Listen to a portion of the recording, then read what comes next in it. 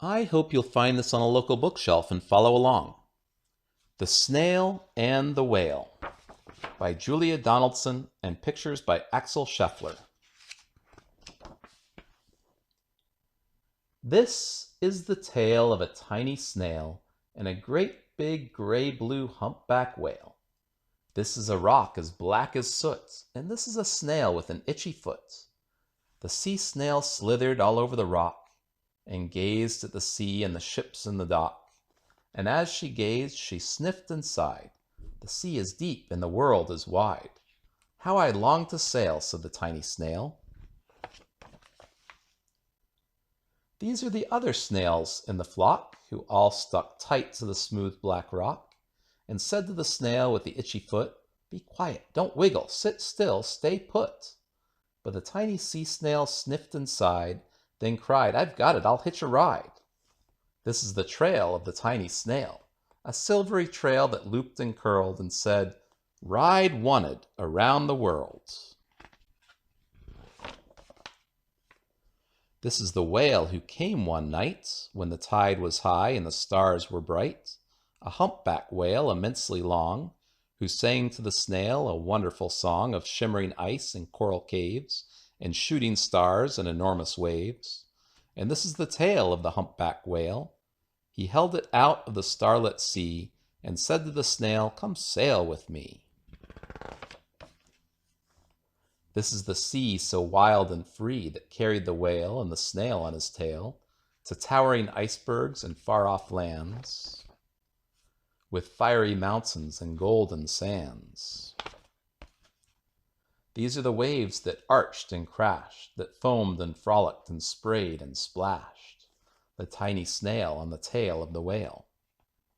These are the caves beneath the waves where colorful fish with feathery fins and sharks with hideous toothy grins swam past the whale and the snail on his tail.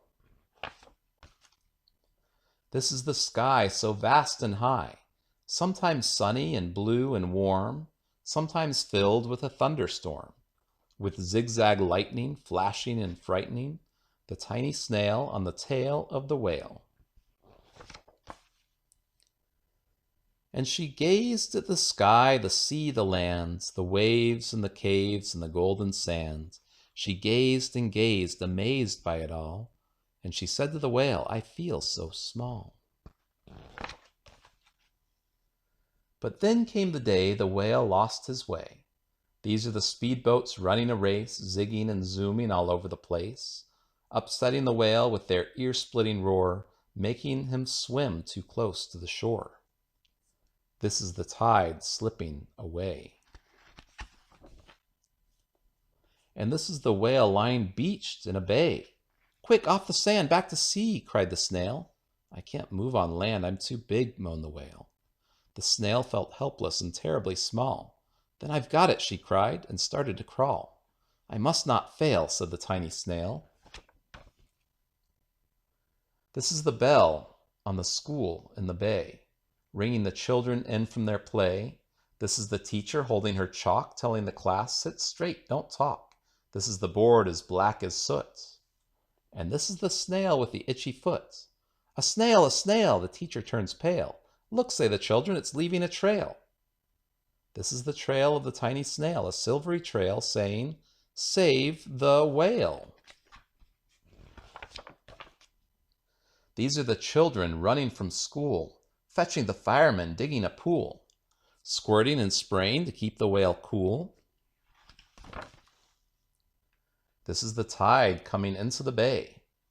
And these are the villagers shouting, "Hooray!" as the whale and the snail travel safely away. Back to the dock and the flock on the rock, who said, "How time's flown, and haven't you grown?" And the whale and the snail told their wonderful tale of shimmering ice and coral caves and shooting stars and enormous waves, and of how the snail, so small and frail, with her looping, curling, silvery trail, saved the life of the humpback whale. Then the humpback whale held out his tail, and on crawled snail after snail after snail. And they sang to the sea as they all set sail on the tail of the gray-blue humpback whale.